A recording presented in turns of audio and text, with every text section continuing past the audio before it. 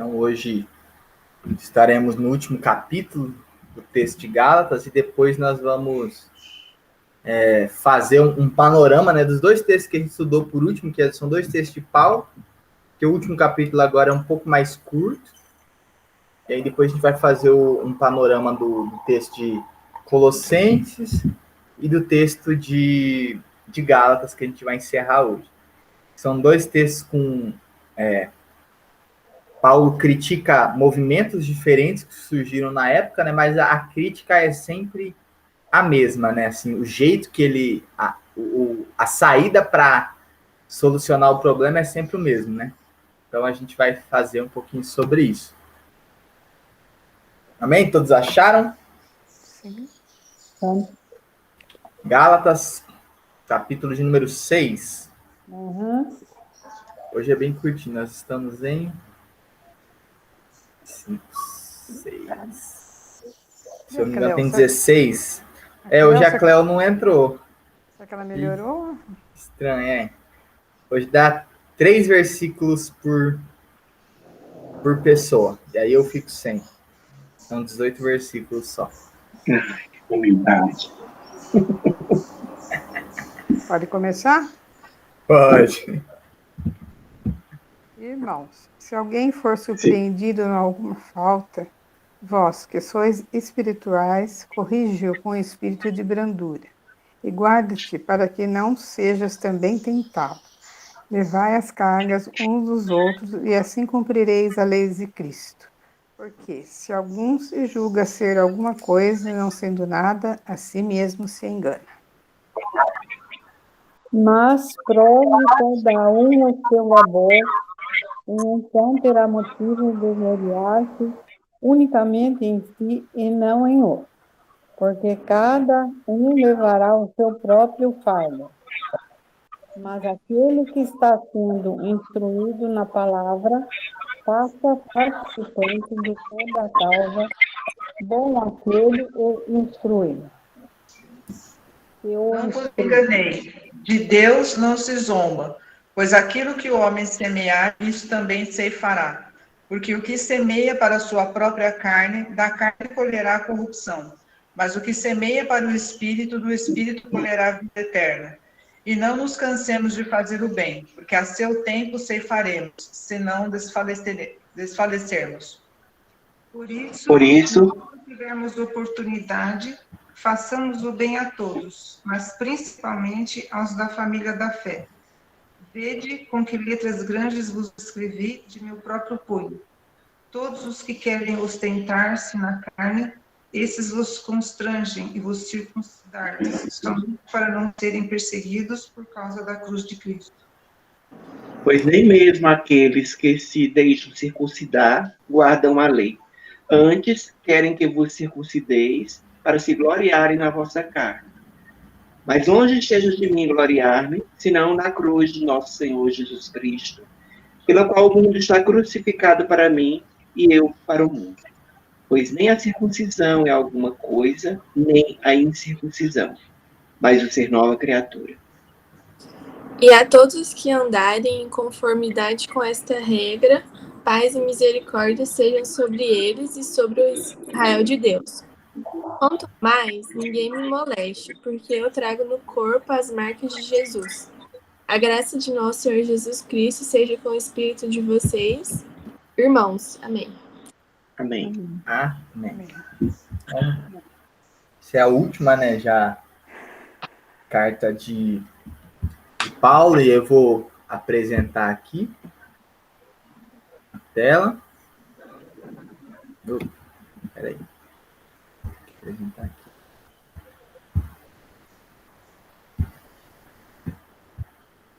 E aí a gente vai compartilhar.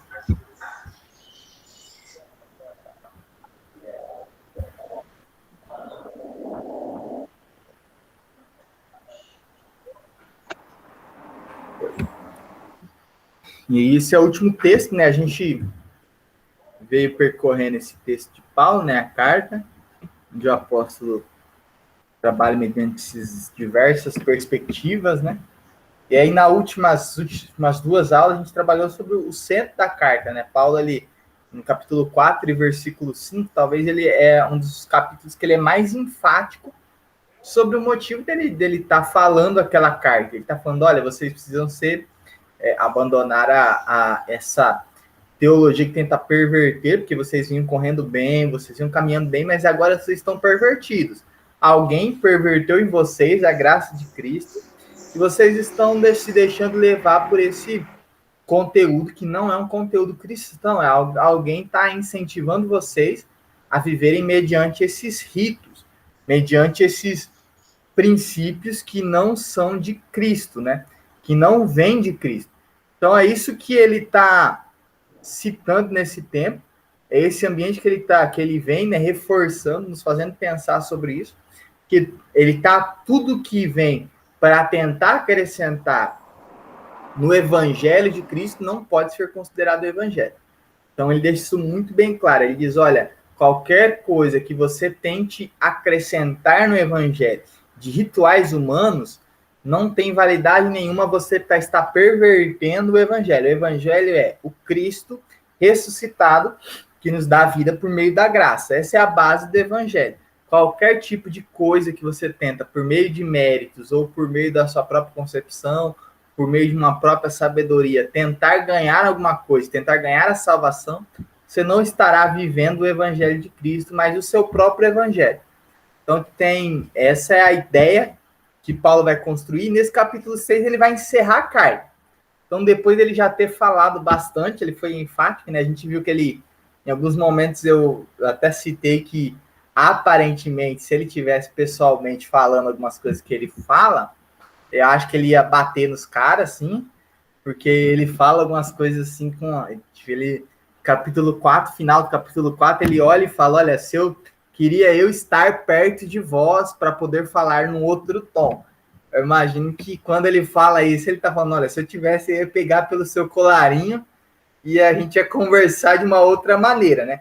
Então ele está falando sobre isso, ele está falando sobre esse ambiente. Ele fala, olha, eu preciso instruir vocês para que vocês não se percam. Por quê? Porque vocês estão se perdendo do evangelho, que é o evangelho de Cristo. E o evangelho de Cristo só tem isso como base.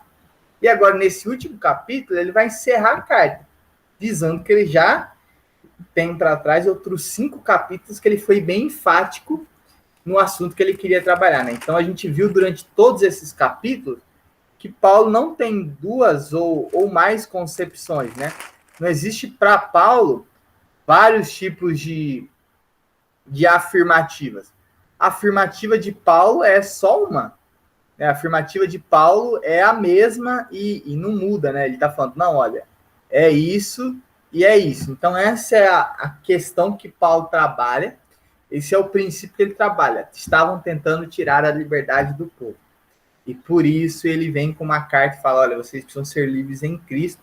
E o capítulo 5 resume isso muito bem, né? Ele diz, olha, para a liberdade, Cristo vos libertou, permaneceis, pois, firmes e não vos tornei a se colocar sobre o jugo da escravidão.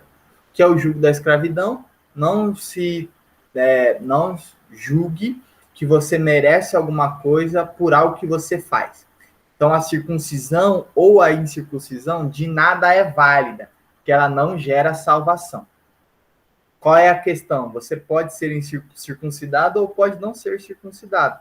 Essa não é a questão. O duro é quando a gente coloca isso como sendo regra para sermos salvos. E aí Paulo diz de forma muito clara, isso não vai nos salvar, isso não faz parte do evangelho de Cristo.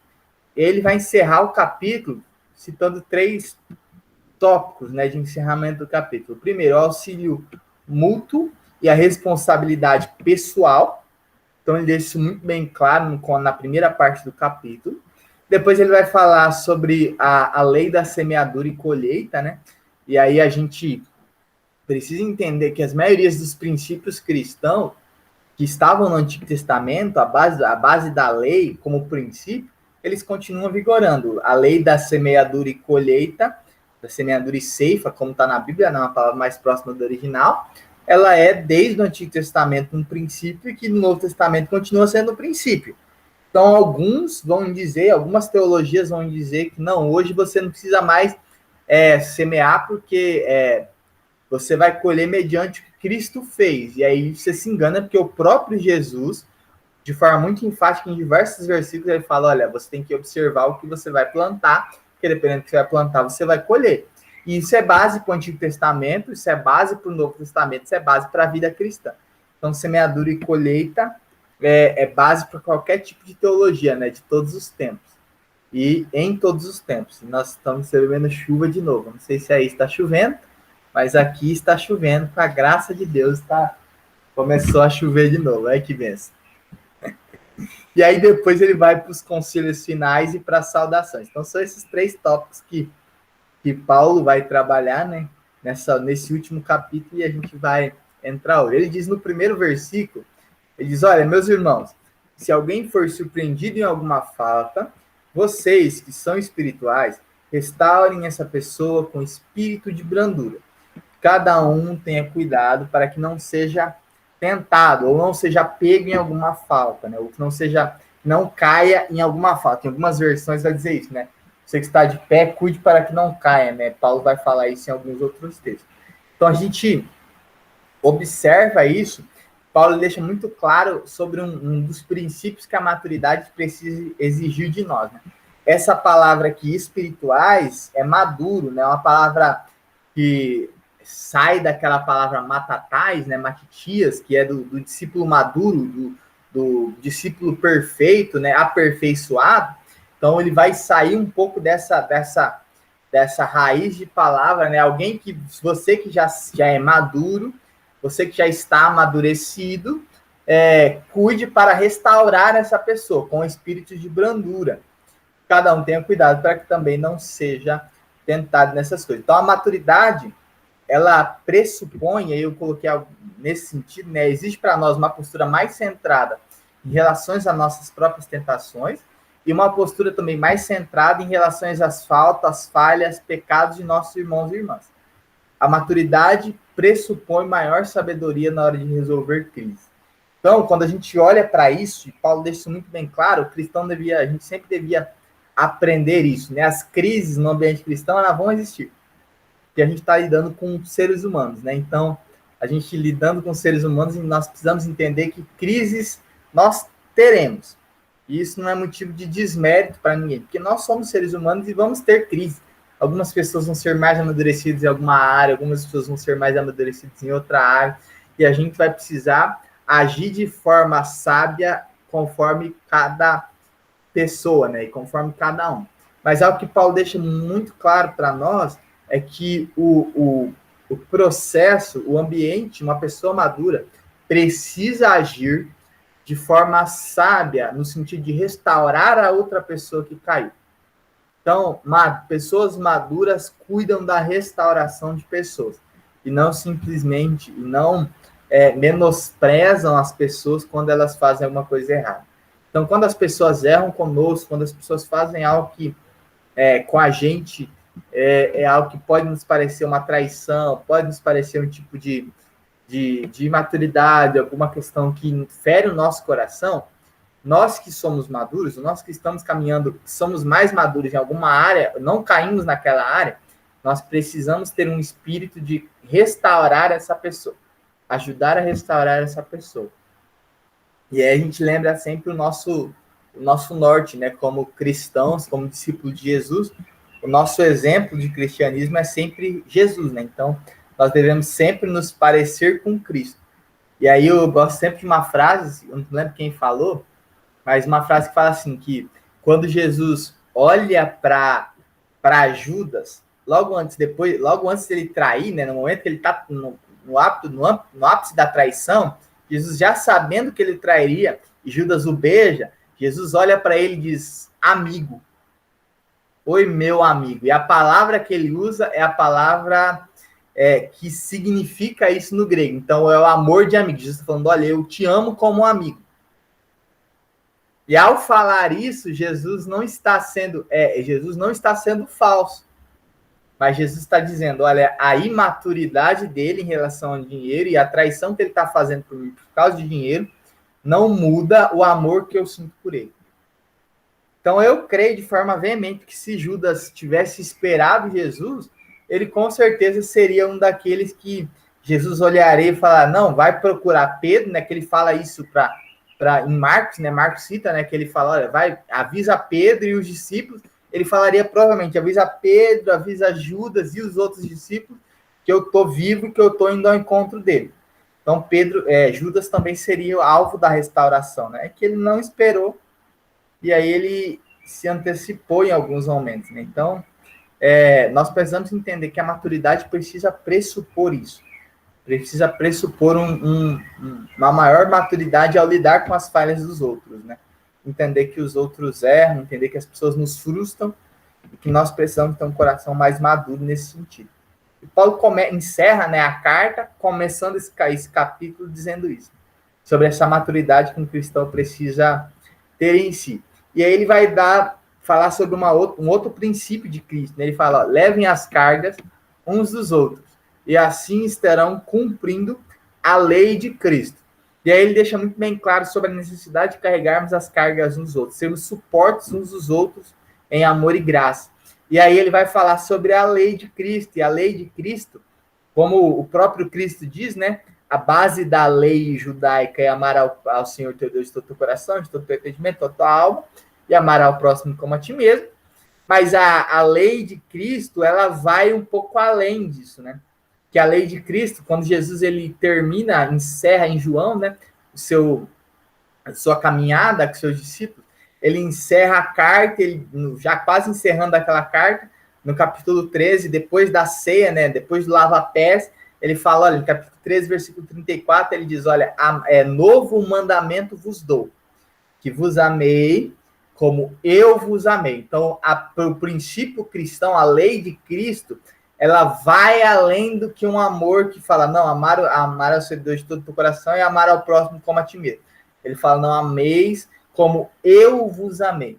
E aí ele coloca um nível a mais, né? Que aí Jesus vai falar sobre isso, sobre o ambiente onde nós devemos amar os nossos inimigos e orar por ele, né? Então, assim, Jesus, ele complica um pouco o ambiente do amor, porque ele fala, nós só viveremos isso por meio dele, né? Por meio de Cristo. Então, a frase que eu gosto muito, que ele fala assim, né? Estabeleça projetos tão grandiosos que quando eles se cumprirem, você não vai ter como dizer que foi você que fez, mas só Deus que pode ter feito isso. E aí, Cristo, ele deixa isso muito bem claro, né? Amar como eu vos amei é deixar um princípio sobre vocês, que vocês precisam amar as pessoas com um amor sacrificial. Então, nós precisamos ter esse mesmo nível, né, de levar a carga uns dos outros para nos colocar sobre esse ambiente de cumprir a lei de Cristo. Isso Paulo só está começando o capítulo 6, né? Então, ele já, encerrando a carta, ele dá dois princípios que são extremamente importantes para nós. E aí ele vai trabalhar também sobre aqueles que se julgam ser alguma coisa, né? Capítulo 3 ao 5, ele diz, olha, por quê? Se alguém julga ser alguma coisa, não sendo nada, engana-se a si mesmo. Então, é engano achar que era alguma coisa, né? A gente vive muitas vezes com uma falsa noção de quem nós somos, ou muitas vezes quando somos alguma coisa, nos colocamos numa posição de humilhar outras pessoas por sermos algumas coisas, por sermos autoridade, às vezes somos opressores por conta disso, também não é um ambiente cristão, né? E aí Paulo vai continuar, ele diz, olha, mas cada um examine o seu próprio modo de agir, então terá motivo de gloriar-se unicamente em si, e não em outro, porque cada um levará o seu próprio fardo.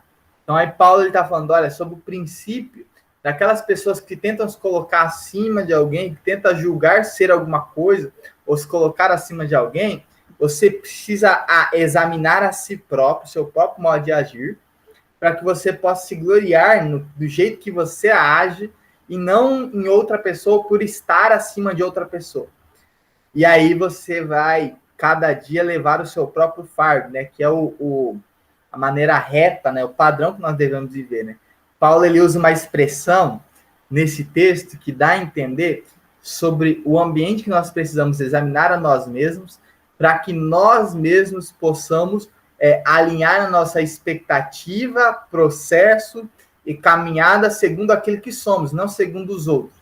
Porque, às vezes, quando a gente está num ambiente, e na igreja, em qualquer outro ambiente, a gente se julga Se diz, não, eu tô aqui, talvez tenha alguma pessoa que está abaixo de mim, e a gente se julga, não, eu estou bem porque eu estou acima dessa pessoa. E aí Paulo, ele quebra totalmente esse princípio, porque em outro texto ele vai dizer, olha, cada um tem uma função no corpo. E cada um ter uma função no corpo não elimina estarmos juntos no mesmo corpo, cooperando para o nosso bem. Então, cada um vai ter a sua própria responsabilidade, cada um terá a sua própria função, e a partir da sua própria função, essa pessoa ela se julgará se ela está caminhando da maneira reta ou digna da vocação, da função que recebeu, ou se está caminhando de uma maneira falsa, mediante aquilo que recebeu. Então, por isso que a gente precisa analisar o nosso próprio modo de agir, porque nós temos cada um uma função no corpo de Cristo, e nós não nos julgamos pela outra pessoa que talvez tenha uma função que apareça mais ou menos do que a gente. Mas nós nos julgamos cada um segundo o nosso próprio modo de agir, segundo a nossa própria função, para que nós possamos carregar o nosso próprio fardo. E segundo o nosso próprio fardo, nós caminhemos. Se precisamos crescer, nós não vamos crescer porque olhamos para alguém que está acima da gente, falando, não, eu preciso chegar naquela outra pessoa. A gente cresce porque entende que o nosso fardo é um fardo, nós precisamos caminhar mediante um ambiente que Deus colocou sobre nós, e para isso eu preciso crescer um pouco. Então, Paulo ele fala sobre essa maneira reta de viver segundo o seu próprio fardo, né? Segundo o próprio encargo. Essa palavra fardo, que está descrita aqui, para nós hoje, o fardo tem um sentido pejorativo, né? Tem um sentido de peso, de enfado, de algo que nos sobrecarrega. Mas para a palavra do original, para o grego, carregar o seu próprio fardo significa carregar o seu encargo. Aquilo que está sobre ele fazer, para o grego e para o judeu tem muito esse entendimento, né? Carregar aquilo que você tem para fazer. Então, a missão que você recebeu, né, dentro da missão de Deus, aquilo que você recebeu, a função que você recebeu, a vocação que você recebeu, você a cumpre com zelo e você a cumpre de modo pleno. Então, Paulo está falando sobre isso, sobre o encargo que você recebeu de Deus para desenvolver dentro do corpo e dentro da sociedade, você cumpre ele de maneira reta, de maneira zelosa, e para isso você precisa analisar o seu próprio modo de agir, e a partir disso você caminha. Amém? Uhum. Alguma dúvida, pergunta? Não. Consideração?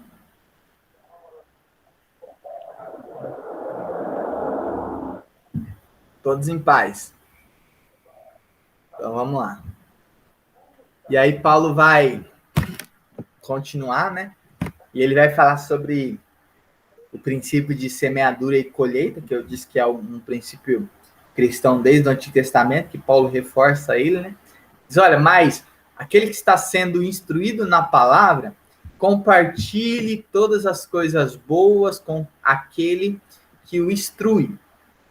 Então, aquele que está sendo instruído, compartilhe também todas as coisas boas com aquele que instrui, né? Cuide daquele que o instrui. E não se engane. Paulo deixa isso muito bem claro. De Deus não se zomba, pois aquilo que a pessoa semear, isso também colherá. Quem semeia para a sua própria carne, da carne colherá corrupção. Mas quem semeia para o Espírito, do Espírito colherá a vida eterna. Então, Paulo está falando sobre a lei da semeadura e colheita de uma forma bem clara. Fala, de Deus não se zomba, de Deus a gente não consegue esconder aquilo que a gente está semeando, né? Então, se a gente semeia para a nossa própria carne, nós vamos colher os frutos dessa semente, né? Mas se nós semeamos para o Espírito, no Espírito, nós vamos colher para a vida eterna. Então, Paulo deixa isso muito bem claro para nós, né? Que nós precisamos ter esse tipo de atenção para que possamos viver, né, em todo o tempo. E aí ele diz sobre um princípio, né? Eu sempre falo, eu falei esses dias, não sei se vocês ficaram chocados com isso, vocês viram isso prestaram atenção, né? Que eu falei de uma pregação sobre aquele texto que Paulo vai usar aquele que semeia pouco, também colherá e tal, aquele que semeia muito colherá com fartura, que Deus há de transbordar, né? Que é o 2 Coríntios 9:6. E aí eu falei sobre a lei de semeadura no Novo Testamento, né? No Antigo Testamento eles tinham um princípio diferente, né? um modo de agir com uma semeadura diferente. O Antigo Testamento, eles doavam a sua primícia, então era os primeiros frutos eram doados, independente de quanto que isso fosse, e mais 10% de tudo que eles recebiam. Então, isso dava o tanto que era designado aos levitas, designado ao cultivo, ao mantimento da casa do Senhor e tudo mais. No Novo Testamento, a lei de semeadura é um princípio que Paulo vai trabalhar, Pedro vai trabalhar, é o princípio de generosidade. Então, Paulo, ele sempre vai trabalhar. Nós, como metodistas, temos uma base, né? Nós estipulamos um valor como sendo os 10%, até porque a gente tem na instituição a questão das cotas, a questão das áreas regionais, missionárias que a gente tem que atender, e aí tem os quantidades que isso vai, de cada coisa que vai sair, dependendo do que a gente recolhe, mas o princípio cristão, ele sempre nos incentiva a sermos generosos, né? Então, o princípio cristão, ele nos tira desse ambiente de ficarmos focados, né, naquele princípio, porque desde o Antigo Testamento, se a gente olhar, em nenhum momento o dízimo, né, como um princípio cristão, ou a generosidade como princípio cristão, desde o começo das coisas, desde o princípio, ele era como uma regra para você conseguir a salvação. Já disse, e Paulo, ele é muito enfático a falar isso, nada que a gente pode fazer, dar dízimo ou não dar dízimo, não vai nos fazer ser salvos. Então, isso não é a mesma coisa da circuncisão.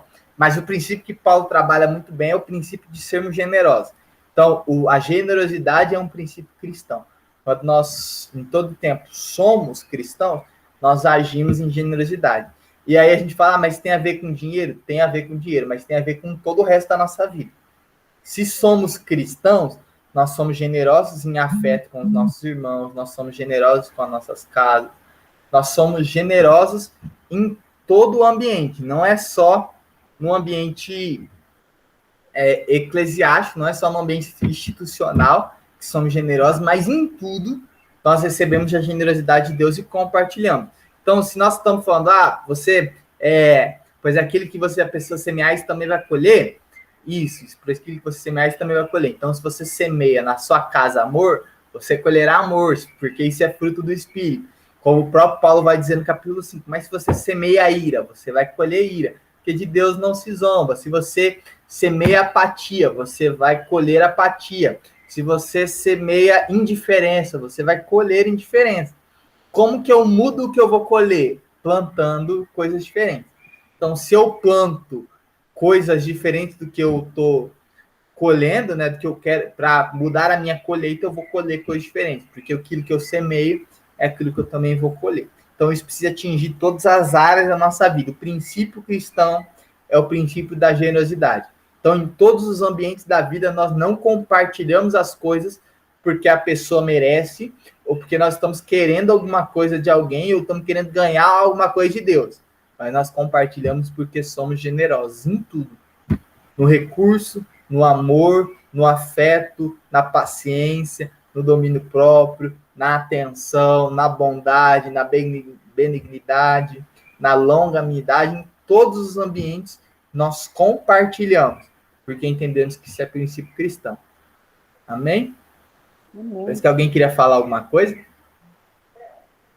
Não? Então, benção. E aí, Paulo vai continuar esse texto, né? Ele vai falar, continuando esse mesmo princípio, ele diz, olha, não nos cansemos de fazer o bem, porque no tempo certo faremos a colheita, se não desanimarmos. Por isso, enquanto tivermos oportunidade, façamos o bem a todos, mas principalmente aos da família da fé. Então, Paulo vai dizer sobre a necessidade de vivenciarmos a lei da semeadura e a ceifa, e a graça de Deus não anula o princípio de colheita sobre nós. Devemos fazer o bem em todo o tempo, como o próprio Paulo diz, devemos priorizar aqueles que são da família da fé. E aí eu citei aqui, né, eu até coloquei aqui, que um péssimo testemunho, é um péssimo testemunho se nós não priorizamos semear na família, na vida daqueles que compartilham a fé conosco. Então, quando a gente A gente precisa entender isso, né? É um péssimo testemunho para os de fora, quando nós dizemos sobre amor para os de fora, mas não amamos os que estão do nosso lado. Então, é um péssimo testemunho para os nossos vizinhos, quando nós dizemos que ele deve amar a sua esposa, mas nós não amamos a nossa. É um péssimo testemunho que nós damos para o nosso vizinho, quando nós dizemos que nós devemos educar os nossos filhos com paciência, mas não somos pacientes dentro de casa. Então, é esse ambiente que Paulo deixa muito bem claro, né? Ele fala, olha, vocês que são família da fé, e aqui a gente precisa entender, né, que naquele ambiente, os cristãos, como família da fé, eles se reuniam todo dia. Então, todos os dias, eles compartilhavam do alimento juntos, né? E aí a gente pensa, mas isso pode ser muito bom, é maravilhoso, pode ser maravilhoso, mas também tinham muitos ambientes de crise, porque todo dia você via uma mesma pessoa que não era pessoa do teu sangue, era a pessoa que você compartilhava a fé, e aí tinham jeitos diferentes, gênios diferentes, pessoas diferentes reunidas numa mesma casa para compartilhar da palavra, do alimento, de tudo, né? Da vida, compartilhavam da vida. Então, Paulo deixa muito bem claro sobre essa importância de testemunharmos para outras pessoas por meio do nosso cuidado, né? Por meio de fazer o bem. Então, nós fazemos o bem aos que estão próximos de nós, compartilhamos de forma generosa sobre eles da vida, da alegria, da graça, em todo tempo. E aí as pessoas que estão ao nosso lado, eles são, em todo o tempo, tocados por isso também, né? Eles recebem esse toque do Espírito Santo também. Amém? O Wellington quer falar? Fala aí, Wellington. Pastor, só em relação ao versículo anterior, quando ele fala corrupção, a diferença entre corrupção e vida eterna, né? Que a corrupção é o que se colhe quando se planta na carne, e a vida eterna é o que se colhe quando se semeia no espírito. Essa corrupção seria sinônimo de perdição? Digamos, eu pergunto a respeito das palavras originais, entendeu? Corrupção e vida eterna, que são antônimos, é o contrário. E Paulo está falando aqui para crentes, para os Gálatas. Então, a corrupção seria a perdição? Seria para eles, que aí você tem que pensar que você está com um povo que está que tem só dois princípios, né? Ou você vive para Cristo, ou você morre. Ou você vive para a danação eterna, né? Como Paulo vai usar em alguns termos. Corrupção é se corromper, perder a essência. Então, se nós, nessa nova natureza, somos cristãos, tudo aquilo que nós semeamos na carne, nós estamos perdendo a essência de Cristo. Nós estamos sendo corrompidos. Então, essa é a lógica. Se nós somos de Cristo, tudo que semearmos na nossa própria carne, estamos corrompendo o propósito inicial que fomos salvos por Cristo. Nós somos salvos para vivermos para a glória de Cristo, e aí nós estamos corrompendo isso todas as vezes que vivemos a nossa vida para nós mesmos. Até o ponto de perder essa vida eterna? Até esse ponto. É que Paulo, nesse termo em si, Paulo não está falando sobre isso, né? Nesse ponto em si. Porque para Paulo, ele estava trabalhando o ambiente onde a gente perde muito mais que a vida eterna, mas vive uma vida desgraçada na terra, e aí depois vai viver uma desgraça eterna. Então, Paulo falando, olha, vocês quem semeia na sua própria carne, vai colher na própria carne corrupção, desgraça.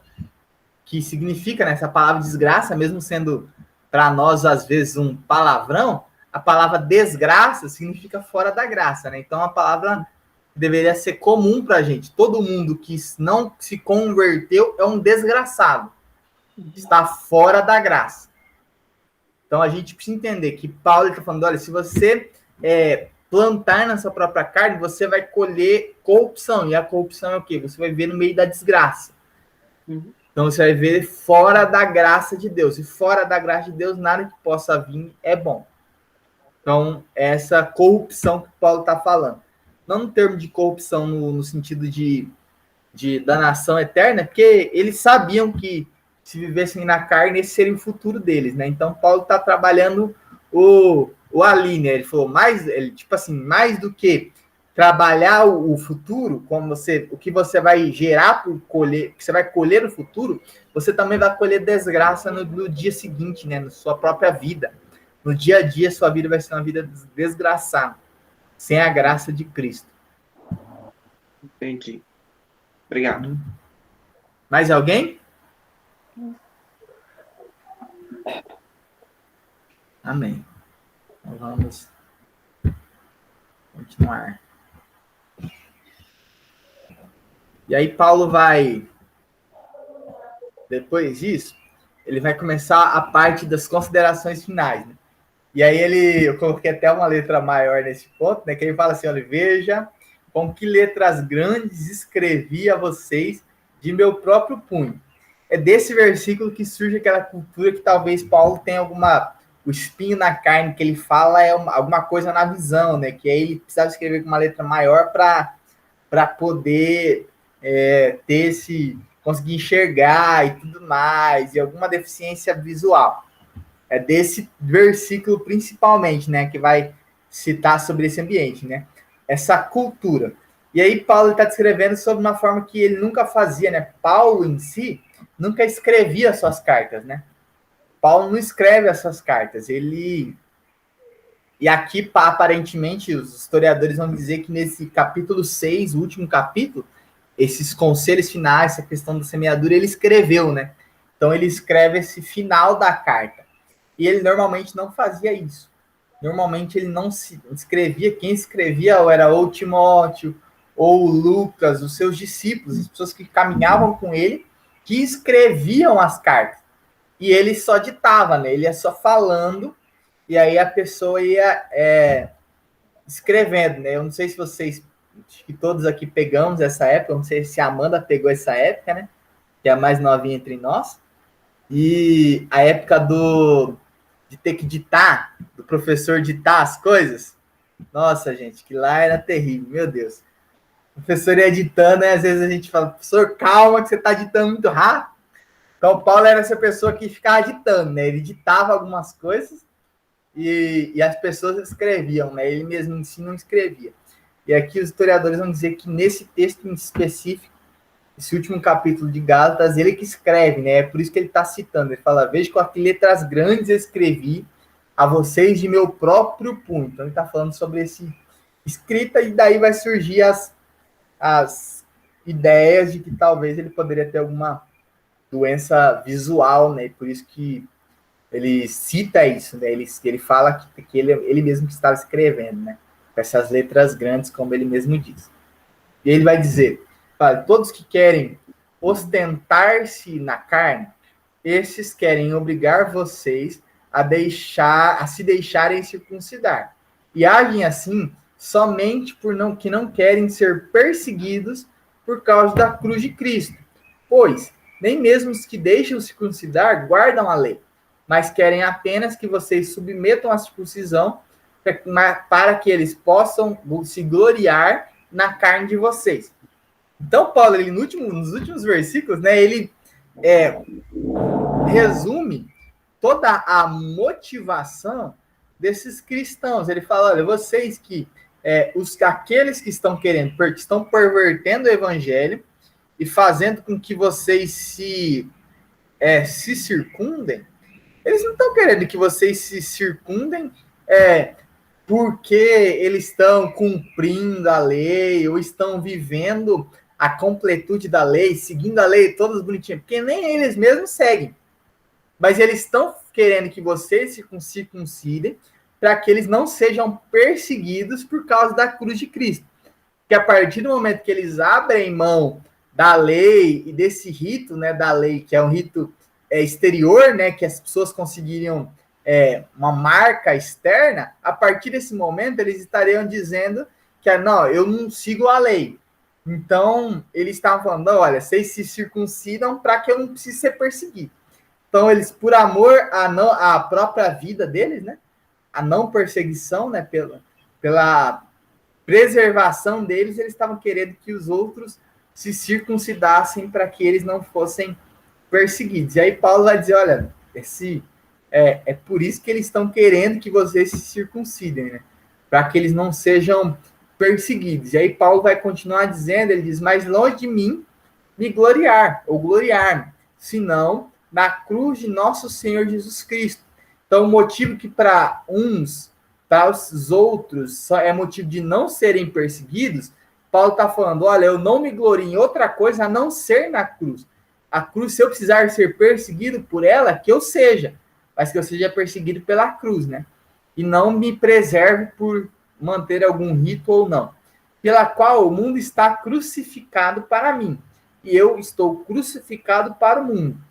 Pois nem a circuncisão é coisa alguma, nem a circuncisão, mas o ser nova criatura. Então, o que denomina, né, o que marca o cristão, não é se ele é ou não circuncidado, mas é ele ser nova criatura. E a todos os que andarem em conformidade com esta regra, paz e misericórdia sejam sobre eles e sobre o Israel de Deus. Quanto ao mais, ninguém me moleste, porque eu trago no corpo as marcas de Jesus. Então ele está falando, olha, todo aquele que vive mediante ao ser uma nova criatura em Cristo, esses recebem da paz e da misericórdia, estarão sobre eles, sobre Israel de Deus. Quanto ao mais, ninguém enche meu saco, né? Ninguém me perturbe, porque eu trago em mim as marcas de Cristo Jesus, né? Então ele deixa isso muito bem claro, né? Esse ambiente da onde a gente, se temos algum motivo de nos gloriar, que seja nos gloriando na cruz de Cristo. Porque para o mundo em si, nós estamos, ou deveríamos estar, precisamos estar crucificados. Porque ele já está, Paulo está crucificado para o mundo. Porque nem a circuncisão é coisa alguma, mas o ser nova criatura. Pela cruz, nos tornamos novas criaturas, recebemos paz e misericórdia, estamos sobre a paz e sobre a misericórdia de Deus, e por isso não precisamos mais nos gloriar nessas coisas. Mas Paulo vai dizer, ó, ninguém me perturbe por essas coisas que são banais, que eu trago em mim as marcas de Jesus Cristo, no meu próprio corpo, né? As marcas da perseguição. Como ele vai trabalhar em outros textos, 2 Coríntios é um marco disso, né? Que Paulo vai falar. Amém? Alguma consideração? E aí Paulo vai encerrar. Ele vai dizer, olha, graça de nosso Senhor Jesus Cristo estejam com o espírito de vocês, irmão. Amém. E ele encerra a carta nesse nível, né? Nesse processo. Amém? Alguma consideração, gente? Vou parar para a gente poder conversar um pouco. Todo mundo em paz, tranquilo? Benção. E aí, o Paulo encerra a carta nesse princípio, né? E aí eu falei que a gente ia falar um pouquinho sobre esses dois textos, né, que a gente estudou. A gente estudou a carta aos Colossenses, carta de Paulo aos Colossenses e carta de Paulo aos Gálatas, né? A gente estudou também, eu lembro que uma das primeiras cartas que a gente estudou nesse tempo de estudos bíblicos, nós estudamos a carta de Filemão, né? Não sei quantos lembram, mas a carta de Filemão tem uma teologia diferente, né? É um modo de escrita, não de escrita, mas de função diferente. Não é uma carta para corrigir algo ou pastora, é uma carta mais pessoal de Paulo, né? Para Filemão, e que aí ele alcança uma amplitude maior, mas ela é muito evidenciada para ele. E aí as duas cartas que a gente estudou, tanto Colossenses quanto Gálatas, tinha cada uma das suas crises, né? Em Colossenses, nós vimos que a crise de Colossenses era pessoas que não eram cristãs, que não eram judaicas, que eram gregas, espiritualistas, gnósticas, que estavam pervertendo o evangelho, dizendo que Jesus não veio no corpo, que o corpo de Cristo não era importante, que Jesus veio em espírito, e só o espírito era válido. Então, nós precisaríamos viver uma vida só espiritual. Se a gente vivesse uma vida espiritual, a gente estaria bem e conseguiríamos acesso ao próximo nível, né? Como os gnósticos diziam. Essa é a base da teologia gnóstica, né? Então, os gnósticos vão dizer sobre esse ambiente que nós precisaríamos estar, né? Esse ambiente de estarmos sobre o espírito, né? Vivermos uma vida espiritualista. Nós temos hoje religiões que que são marcadas por isso, né? A gente pode achar, mas o gnosticismo não existe. Engano, pasmem vocês, existe, e muitos cristãos são gnósticos, tá? Muitas pessoas que se denominam cristãos são gnósticos, vivem sobre esse princípio dizendo, não, olha, o espírito vale, né? O que vale é as coisas do espírito. O que eu faço no corpo, ou o que eu cuidar ou não do meu corpo não tem nada a ver, porque o que vale é meu espírito. E aí a gente vai se pegar com o gnosticismo, porque o gnosticismo tinha essa mesma concepção, né? Então só procura as coisas que são do espírito, porque aí o espírito vai me mandar para um plano superior. Aí os cristãos que são gnósticos, eles vão dizer, não, o espírito vai me levar para o céu, que eu quero ir para o céu, eu quero que meu espírito vá para o céu, e aí a gente perde a essência, porque se o Espírito de Deus não se transformar a nossa vida, para que nós nos tornemos uma nova criatura aqui na Terra, nós não entraremos no céu, nós não estaremos com Cristo na eternidade, que é o que Paulo vai dizer. Então, fala, olha, Cristo, ele vem com tudo, né? Ele é o pacote completo, ele nos salva de forma integral. Então, nós somos salvos corpo, alma e espírito. Então, a salvação precisa, assim, transformar a nossa vida. E a carta de Gálatas vai trabalhar não com gregos ou gnósticos ou pessoas de outra religião, mas vai trabalhar com judeus, que era até então o povo de Deus, né? E no começo da história, estava tudo sendo formado ali, tá? Todo mundo vivendo o início da fé. E aí, naquele tempo, os judeus estavam tentando perverter o evangelho de Cristo, e a perversão do evangelho de Cristo pelos judeus era, olha, você precisa de algo mais para ser salvo, só Cristo não é suficiente. Então, só Cristo não te salva de forma suficiente, é Cristo mais alguma coisa. No caso deles, naquele tempo, eles colocavam a circuncisão. E aí, como eu usei de exemplo, e sempre reforço isso, qualquer coisa que a gente tentar colocar para sermos salvos, vai nos fazer perder essa ótica. Seja ela uma ética moral, uma vida ética e moral. Eu tenho que viver uma vida ética e moral? Como cristão, sim. Mas isso não vai me salvar. Isso é porque eu fui salvo, eu vivo de uma maneira ética e moral e conservo minha ética e moral cristã. Não para ser salvo. Então, para ser salvo, não adianta por um processo cristão. Para ser salvo, nós temos Cristo. Ele é suficiente para isso. Mas, por sermos salvos, aí nós precisamos viver uma vida ética moral. Ou seja, não, eu tenho que dar o dízimo para ser salvo. Eu tenho que me batizar para ser salvo. Eu tenho que cumprir, eu tenho que tomar da ceia para ser salvo. Se esse está sendo o posicionamento que você está tendo, é um posicionamento do mesmo posicionamento do povo de Gálatas, colocando coisas para ser salvo. E para ser salvo, nós não precisamos de nada. Somente Cristo.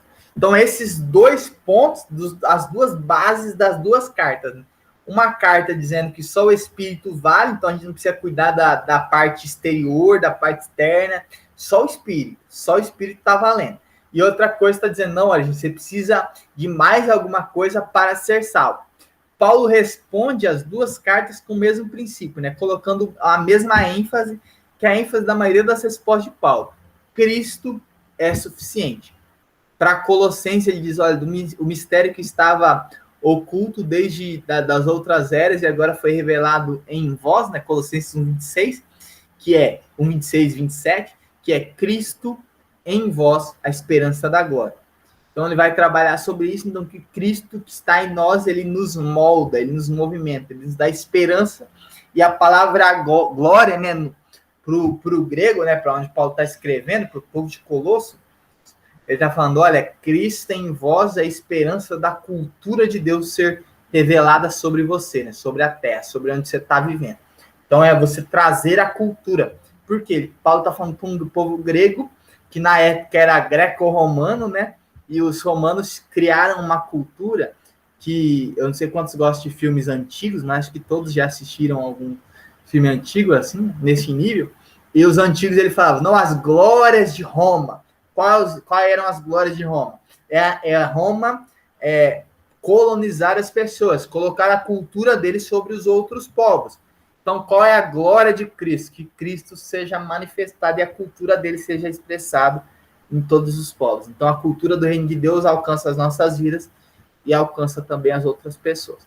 Então, Paulo coloca esse princípio. Cristo em vós, ele é suficiente para fazer perder sair dessa lógica, né?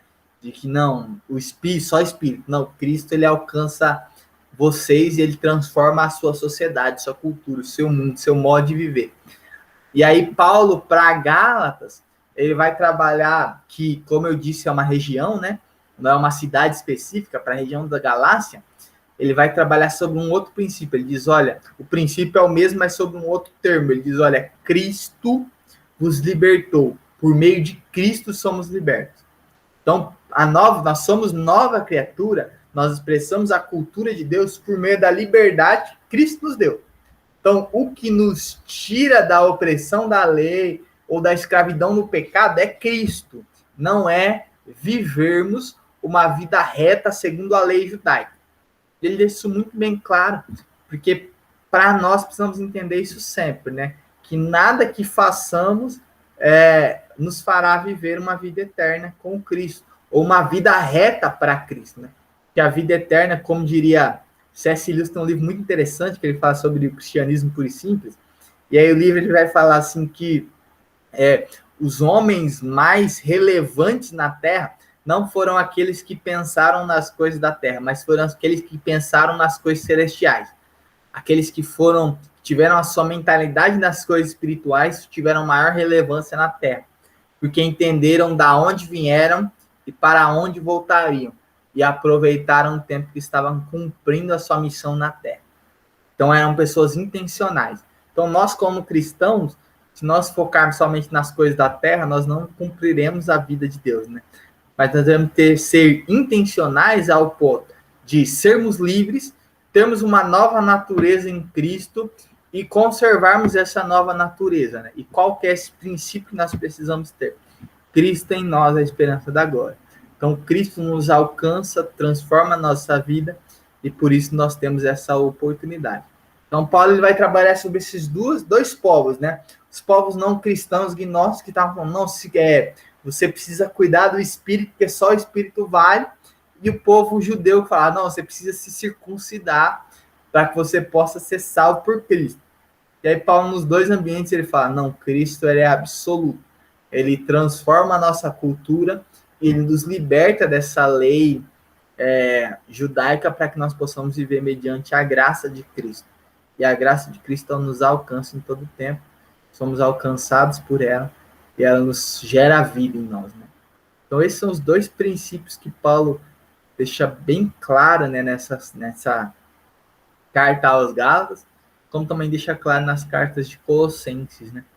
E aí, semana que vem, a gente vai trabalhar, né, tentar começar um pouquinho sobre a carta de Filipenses. Então, se você quiser já ir dando uma olhada na sua casa, a igreja de Filipos, que é uma carta maravilhosa com diversas coisas, né? Então, na semana que vem, nós vamos trabalhar um pouquinho sobre ela. E aí já é uma outra identidade, né? A carta de Filipos para a igreja de Filipenses, né? É uma outra realidade para Paulo. Paulo já está no final da vida, falando para uma igreja que ele ama muito, uma igreja que o ajudou demais financeiramente, talvez uma das igrejas mais pobres que Paulo pastoreou, mas foi uma igreja que mais o ajudou, e ele cita isso no meio da carta, né? Uma das igrejas que mais o ajudou no período que ele passou fome, né? Que Paulo, como a gente cita, ele soube passar fome, nudez, perigo, espada, qualquer outra coisa, ele passou tudo isso na carne, né? Então, ele vai citar nessa carta de Filipos, uma carta que uma igreja que ele amava, mas que ele precisava também direcionar algumas coisas, né, para elas. E a gente vai conversar um pouquinho sobre isso na próxima semana. Amém? Entenderam sobre as duas cartas de Gálatas e Colossenses? Ficou alguma dúvida? Alguma pergunta? Não. Alguma consideração? É tempo. Fala agora o cálice para sempre. Cálice até sábado. Brincadeira, cálice não, gente.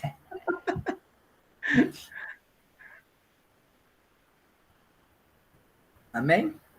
Amém. Benção, então. Muito bom, gente. Esse é o as duas cartas, né? Eu gosto muito de Paulo, sou suspeito para falar, eu gosto muito da teologia paulina, né? Até porque nós somos muito influenciados por ele, né? Pelos conteúdos dele. Eu sou fã muito de estudar sobre a teologia paulina. Esse, mano, também? A Marta também se colocou nesse ponto, mas eu acho muito rica, né? Paulo, ele fala algumas coisas riquíssimas para nós. Nós possamos sempre aprender com ele também. Vamos orar? Encerrar esse tempo? Pai, nós te damos graças, Deus, por esse tempo, te damos graças pela tua presença sobre nós. Agradecemos ao Senhor, Deus, porque em tudo o Senhor tem sido fiel a nós, a sua presença tem nos alcançado, a sua vida tem alcançado nossos corações. Temos sido alegres, Deus, porque em tudo o Senhor tem sido conosco. Damos graças, te agradecemos porque ao aprender mais de ti, o Senhor em todo tempo se torna mais real a nós e possamos vivenciar, Deus, em todo tempo a tua graça sobre nós de forma mais completa. Nós queremos clamar para que os nossos corações possam ser apacentados, cuidados, transformados, iluminados pela tua glória e pela tua graça, que em todo o tempo, Deus, possamos caminhar uma vida como cristãos que se pareçam mais contigo. Em nome de Jesus, unge os nossos corações, unge as nossas mentes, em todo o tempo, Deus, que possamos te adorar, te engrandecer e te entronizar, Deus, como único Rei, Senhor, sobre nós. Nós o adoramos, nós rendemos toda a honra e toda a glória ao Senhor. Queremos clamar para que o Senhor possa nos guardar até o dia de amanhã, até nos encontrarmos novamente no nosso culto. Em todo o tempo, Deus, possamos desfrutar das maravilhas do Senhor para nós. Em nome de Jesus Cristo. Amém. E amém. Amém, amém, gente. Amém. Amém. Deus nos abençoe.